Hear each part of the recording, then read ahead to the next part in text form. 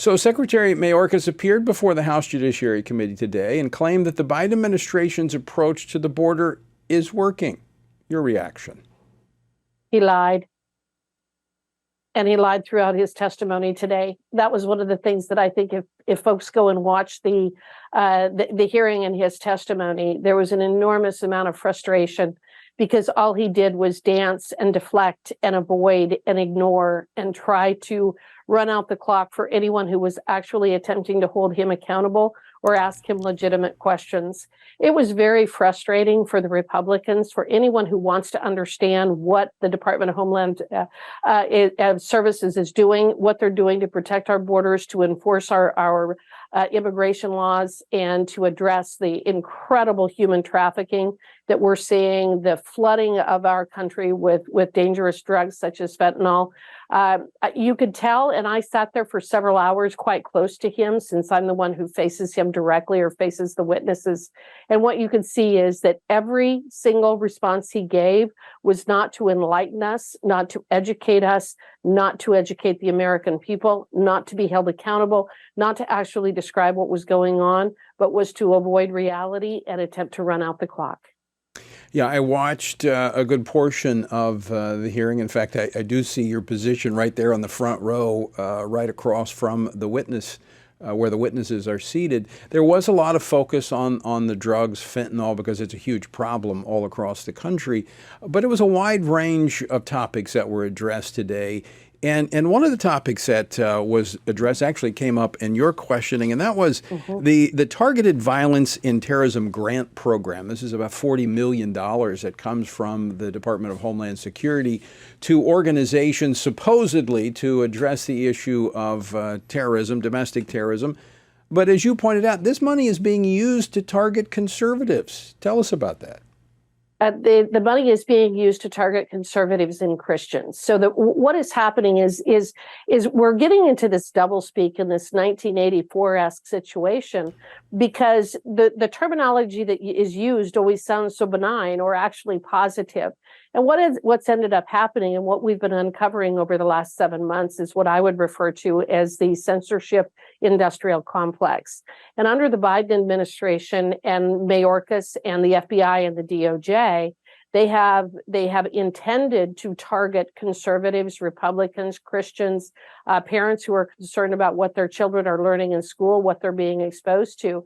They are attempting to identify them as domestic violent extremists. So they're categorizing people with whom they disagree on policy as somebody that they can then go after and use the full weight of the federal government to punish them, to marginalize them, to stop them from speaking, to take away their First Amendment rights. And that's what I focused on with Mayorkas. His agency, and he was referred to specifically by the judge in the decision issued by the district court out of Louisiana on July 4th, of what his agency has been doing to attempt to suppress the speech of people that the Biden administration disagrees with. This is an incredibly important First Amendment issue, and it's why I focused on it with him. But yes, what it is there's a university that is explaining and training people how to prevent conservatives and Christians from being able to communicate. And so what they're doing is they're lumping Fox News and the Heritage Foundation and a variety of other organizations. They're lumping them together with Nazis and with terrorists. And that way they can marginalize people and make it so that they can't actually engage in the public square. And we know where that leads because we saw the Southern Poverty Law Center. We were one of the first to make their list of their hate list.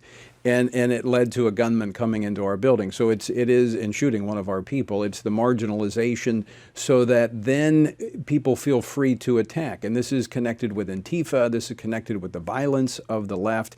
But you're bringing up something very important, Congresswoman Hageman, that I want people to hear is that, you know, we hear about parents being labeled domestic terrorists. We find out that the Biden administration worked with the National School Boards Association to get this letter to the White House to ask for help.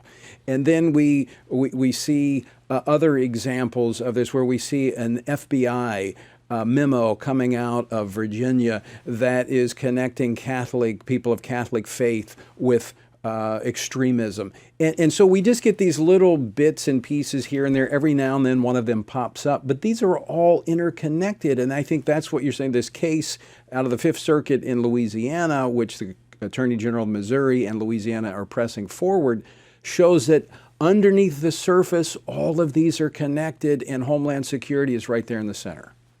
Well, they absolutely are. And in the lead-in or the introduction to your program today, you were talking about what they're attempting to do in Australia.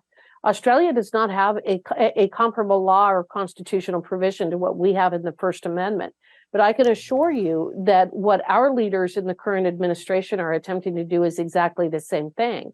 What they're trying to do is they're trying to give all of the power to government, for government to define what is misinformation, what is disinformation, what is malinformation.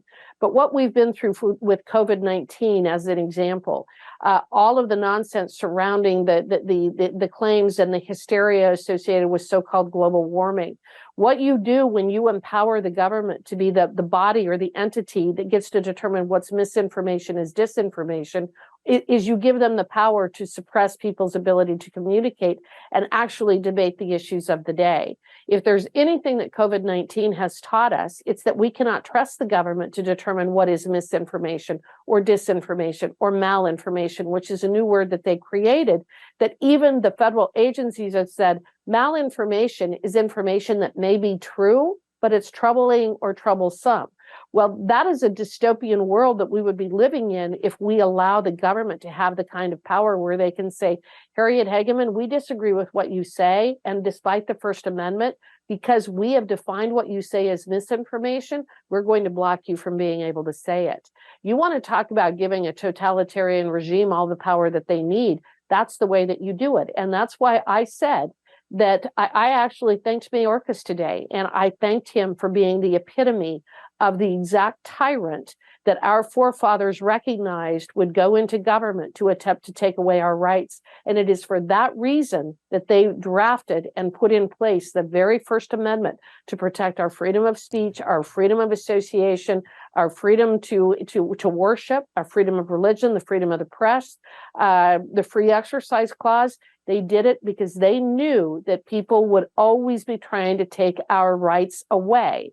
And so by having those constitutional amendments, as the judge held in the district court in Louisiana, the government cannot do what they've been doing, including the Department of Homeland Security and Mayorkas. And they don't get to label us just so that they can suppress our speech. I think you would agree we're at a tipping point in our country, and these freedoms that are protected under the law, they have to be used if we're to protect them going forward. There's no question about that. And the point that so many courts have said throughout history is the answer to troublesome speech, or the answer even to disinformation, is more speech. It's not suppression. But one of the things that the courts have been absolutely unanimous about is that the last entity or the last organization you want to give the power to define what is misinformation is government, whether it's a state government, a federal government, because they're the ones we've seen it. You read the book Franz Kafka's The Trial.